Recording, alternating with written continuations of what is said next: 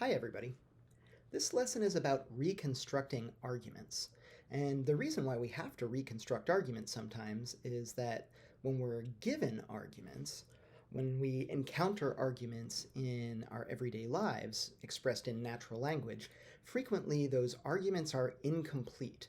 The speaker doesn't say everything that they want to say, and they don't say it exactly the way that they mean to say it. Natural language is kind of like this. We don't always say precisely what we mean.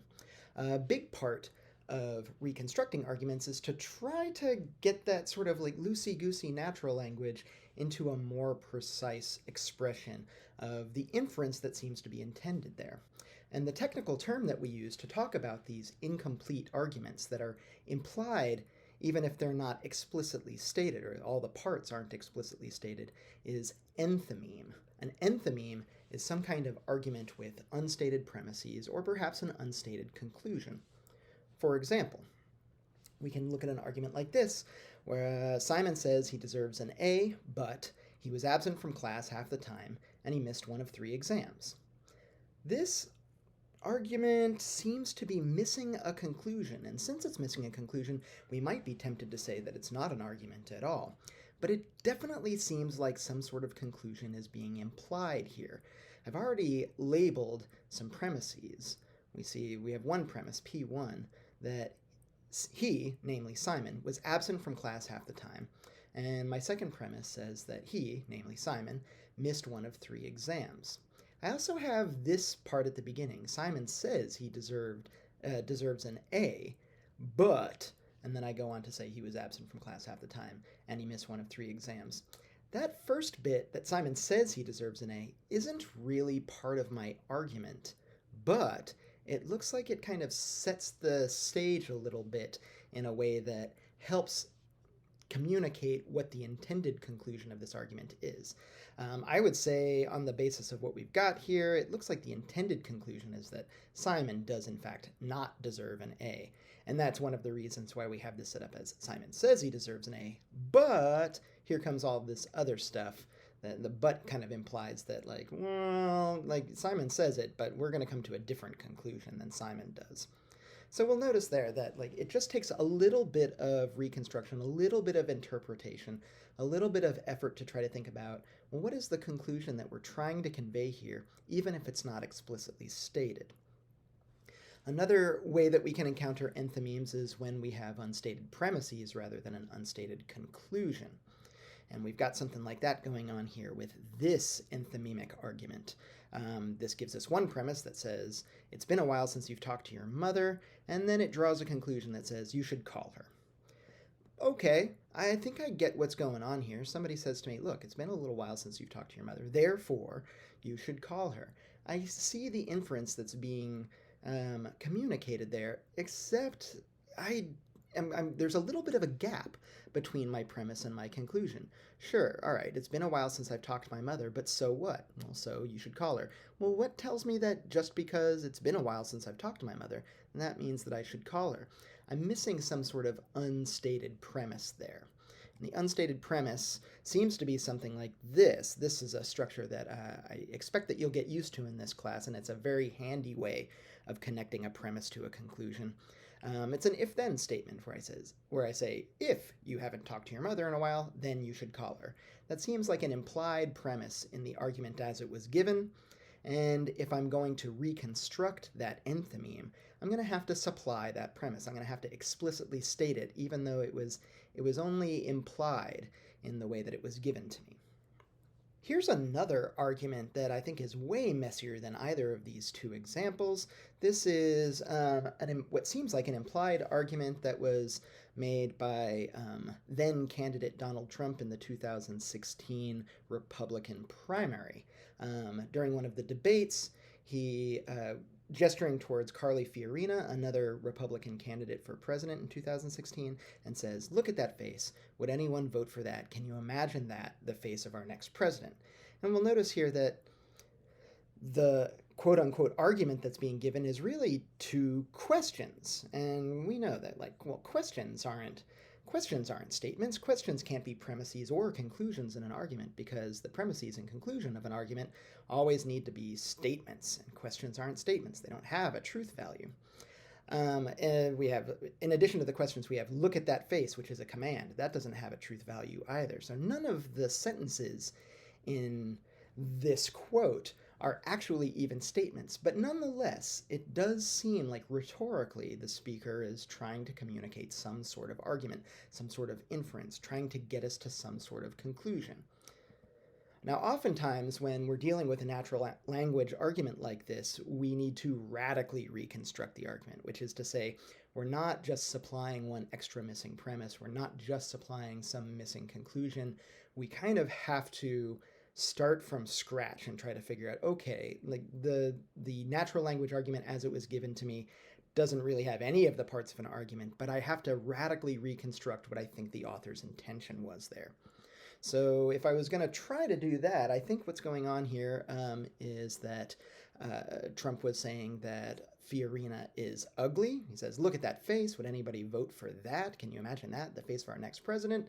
He never comes right out and says it, but I think that he's saying that Carly Fiorina is ugly. And then, in addition to that, it seems like another premise that's not spoken explicitly, but seems like it was implicitly suggested, is that ugly people shouldn't be president. That helps us draw our conclusion. Therefore, Fiorina shouldn't be president.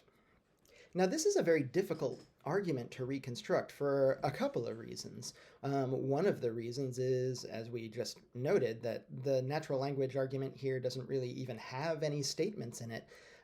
So it's not even really clear that it is an argument at its face. I really have to do some interpreting to get it into argument form.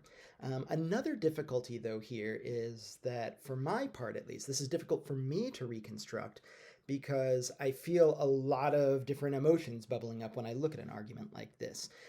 For starters, I'm thinking to myself that, the premise 2, that ugly people shouldn't be president, kind of seems like a silly premise. I'm not sure if I agree with it. There's also some other stuff that's going on here. Like, I'm tempted to want to draw attention to the fact that the speaker in this argument is identifying specifically that a female presidential candidate is ugly. And I have some sense that that sort of criticism is not often aimed at male candidates. It seems to be primarily aimed at female candidates. And so I'm kind of tempted to maybe reinterpret premise 2 as not just ugly people shouldn't be president, but ugly women shouldn't be president. But I'm not really sure if that's what the speaker intended.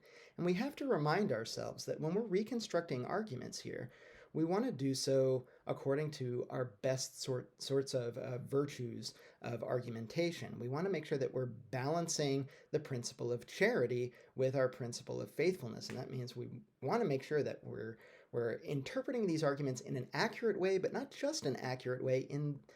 We're balancing that accuracy with trying to portray an argument in the best possible light. So I think that making this argument specifically about female people not being president, maybe that's what the speaker intended, but I don't know if that's the most reasonable version of what this argument might be like. Perhaps in some other argument that I'm constructing, I want to draw attention to double standards in the ways that female candidates' appearances are talked about versus male candidates' appearances. But if I'm looking just at face value at what was said here, I think a more charitable reconstruction is to leave it as is. Fiorina is ugly. Ugly people shouldn't be president. Therefore, Fiorina shouldn't be president. And I should note that this still seems like a very bad argument, specifically because premise 2 just seems pretty unfounded. It seems like we're getting into abusive ad hominem territory here, but I think that's as good a job as I can do with this argument in terms of reconstructing it charitably, yet accurately. So this is a pretty straightforward idea, even though the application of that idea is a little bit complicated. Let's get a little bit of practice with it. Here are 6 enthymemes, and our task is to supply what's missing in order to flesh out a fully reconstructed argument. Let's look at our first example. That says, Socrates is human, hence he is mortal. There seems to be some sort of argument going on here. We have that word hence, which is a bit of a conclusion indicator. So it looks like he, namely Socrates, is mortal. is probably going to be my conclusion, and that means that Socrates is human is going to be at least one of my premises, but Socrates is human all by itself doesn't necessarily get me to Socrates is mortal. There's this extra premise that is implied but isn't explicitly stated. Well, all right, so let's apply that. I think maybe something like this could work. We'll have a premise like all humans are mortal. Let's make that premise 1. In addition to that, we're saying that Socrates is human. That was supplied in my enthymeme already, premise 2. So my conclusion is, therefore, Socrates is mortal. And notice that the premise that I've supplied there completes the argument. It helps articulate why it is that that premise helps get us to the conclusion by offering another premise that kind of works with it in tandem to get me there. Here is another example that actually has a pretty similar structure to the previous argument. This one says Tina is Canadian, so she's used to cold weather.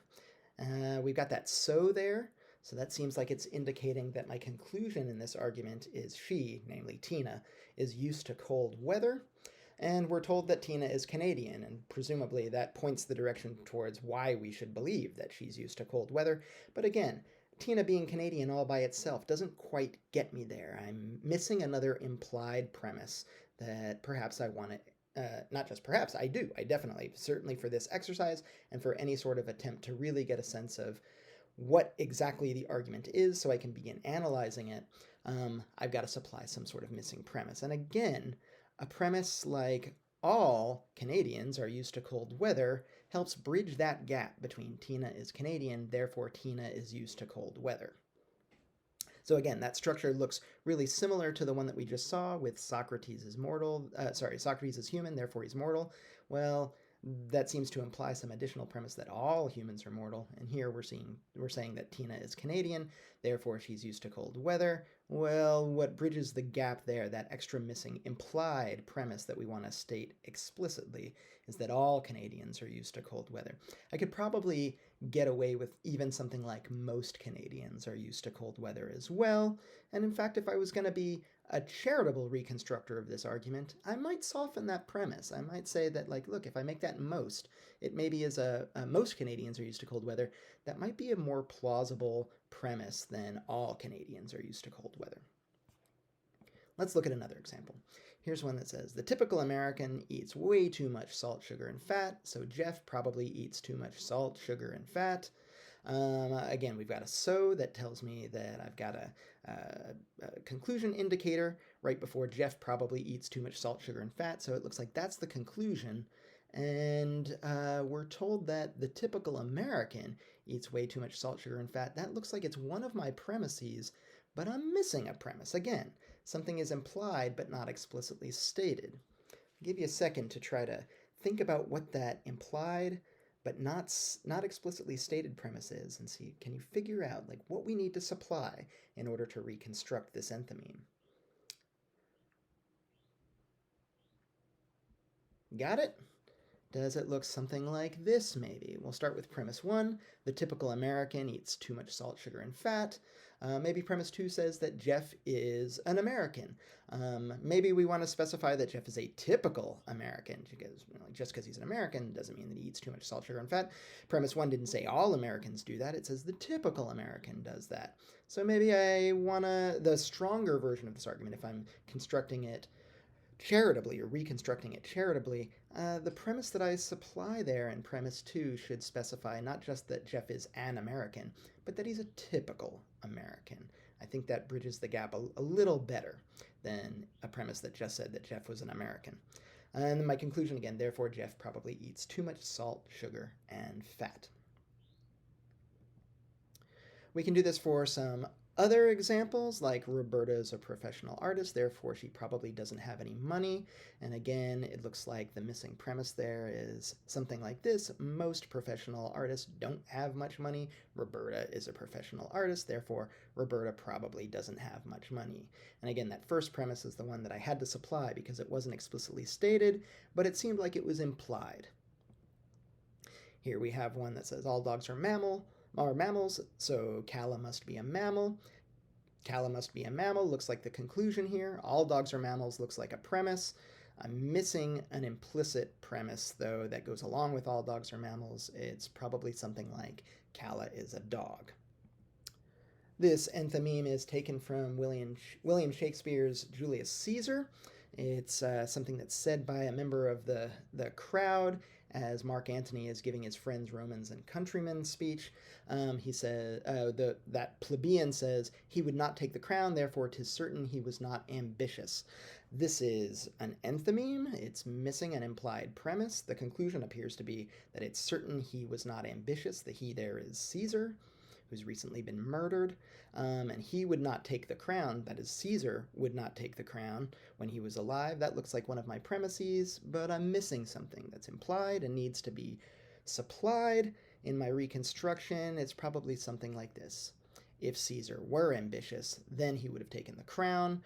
Caesar would not have taken the crown. Therefore, it is certain that Caesar was not ambitious. And if I wanted to kind of go bigger with this, I might also note that in Mark Antony's speech, he keeps coming back to, even though he comes to this conclusion that, like, Caesar was not ambitious, he keeps coming back to, like, yet Brutus says that he was ambitious, and Brutus is an honorable man. So there's that kind of tension between the argument that's being given for why Caesar was not ambitious, but yet Brutus says that he was ambitious.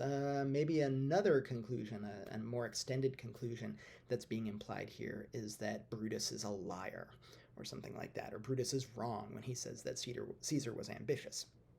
Some of the other arguments that you're going to be given to charitably reconstruct are barely suggestions of arguments at all. We're going to be looking at some visual arguments as well, where we really just have the faintest whisper of some kind of argument or some kind of conclusion with reasons that's being suggested.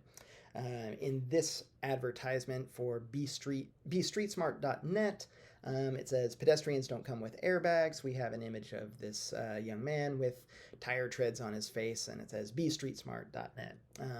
So maybe the conclusion is something like be street smart, but then I realize, be street smart, that's a command. So that's not a statement, so I need to do something slightly different with my conclusion. Maybe something like, you should be street smart. You should be street smart.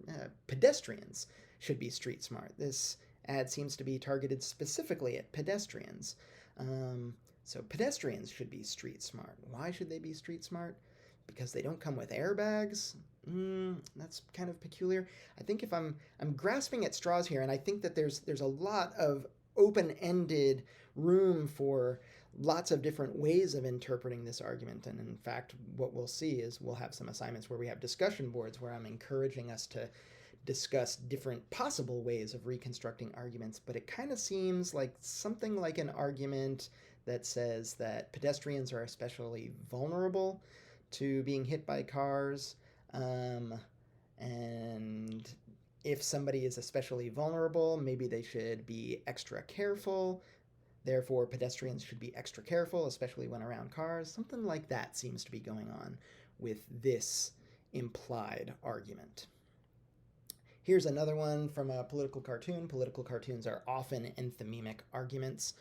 This one has a title that says Graduation Selfie. We have a graduate. I don't know if you can make it out. This is a poor quality version of this cartoon, but we have a graduate who's taking a selfie of themselves with, in full regalia, and they're kind of being squeezed, or they're surrounded by this giant snake that has the label debt on it, and the snake is about to bite their head.